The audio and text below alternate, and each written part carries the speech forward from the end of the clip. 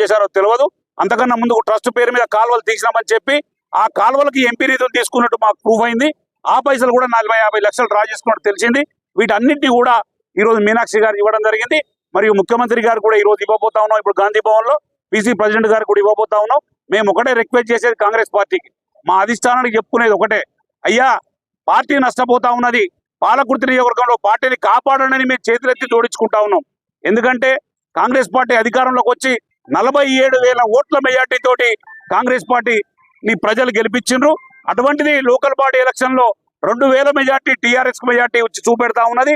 మరి దాన్ని దృష్టిలో పెట్టుకోకపోతే రాబోయే రోజుల్లో పార్టీకి నష్టం జరుగుతుందని చెప్పి మేము మరొకసారి మీనాక్షి గారికి, మా ముఖ్యమంత్రి గారికి, మా పీసీ ప్రెసిడెంట్ గారికి మరొకసారి రిక్వెస్ట్ చేస్తా ఉన్నాం. దీన్ని తక్షణమే స్పందించి రేపు తొర్రూరు మున్సిపాలిటీ నియోజకవర్గంలో ఒకటే మున్సిపాలిటీ ఉంది. తొర్రూరు మున్సిపాలిటీ 16 వార్డులు ఉన్నాయి.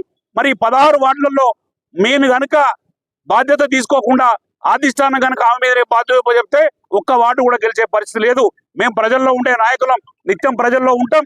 ఒకవేళ మీరు స్పందించకపోతే మేము కూడా 16 వార్డుల్లో క్యాండిడేట్లను పెట్టి గెలిపించుకొచ్చి సీఎం గారికి ఒప్పజెప్తామని చెప్పి మేము కోరుకుంటా ఉన్నాం.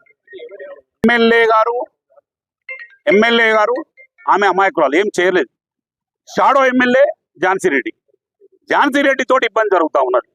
ఒక నాయకులు, మండల నాయకులు, గ్రామ నాయకులు, సర్పంచులు అందరూ కూడా వ్యతిరేకించి టీఆర్ఎస్లకి వెళ్ళి వచ్చిన వాళ్ళు 2024లో వచ్చినటువంటి వ్యక్తులు 2026లో వచ్చిన వ్యక్తులను సర్పంచ్లో పెట్టుకున్నది.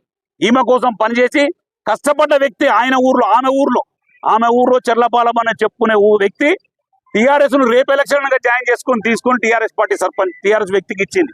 గతంలో ఆయన ఎంపీటీసీ. అటువంటి వ్యక్తికి టికెట్ ఇవ్వడంలో ఈ రోజు ప్రజలు మొత్తం వ్యతిరేకించి, అమ్మా నీకోసం కష్టపడడం, నీకు 1000 మెజార్టీ ఇచ్చిన ఊరును ఈ రోజు 82 ఓట్లతోటి సర్పంచ్ అక్కడ ఆమె కొడుకైనటువంటి తిరుపతి రెడ్డి, నరేందర్ రెడ్డి వాళ్ళు కలిసి గెలిపించుకొని బయటికి రావడం జరిగింది.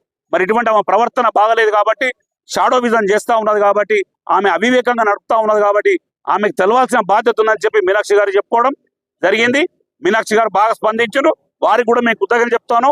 మీనాక్షి లాంటి గారి మేడం మన కాంగ్రెస్ ఇన్ఛార్జ్ రావడం చాలా సంతోషం. ఎందుకంటే వారు ఉన్నమాట ముక్కుసూటిగా మాట్లాడే వ్యక్తి, ఎవరి మోచేతి నీళ్ళు తాగి మాట్లాడే వ్యక్తి కాదు. కాబట్టి వారికి కూడా మేము హ్యాండ్సప్ చెప్తా ఉన్నాం. తక్షణమే పాలకుర్తి నియోజకవర్గంలో కాంగ్రెస్ పార్టీని రక్షించాలని చెప్పి మేము మీనాక్షి మాటికి కోవడం జరిగింది.